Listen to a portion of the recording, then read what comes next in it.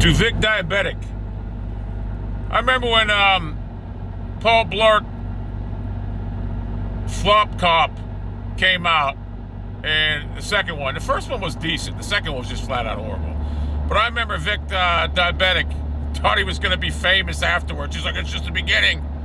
So Vic Diabetic kept on talking about how he's going to be this and that, and he had a 2-bit part in a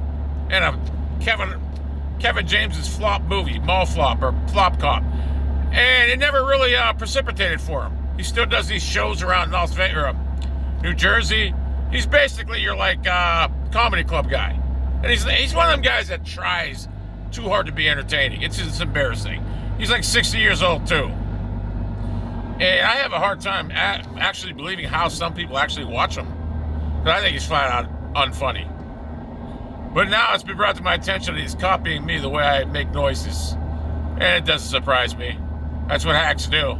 They copy others. They copy great ones because they can't be great themselves. So, Vic Diabetic, I knew you were always a hack, untalented, unoriginal. But now you really stooped. Just taking my content and trying to be like me is embarrassing. So, Vic Diabetic, you're an embarrassment to comedians. You really are. You're no Kevin James Hart. You're nobody.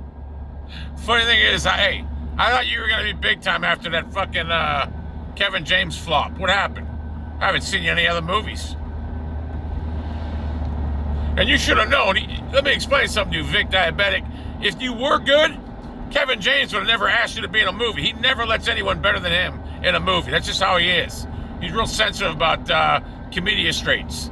And anybody else with better comedian straits than him, he won't allow it, trust me. He's real sensitive with comedian straits.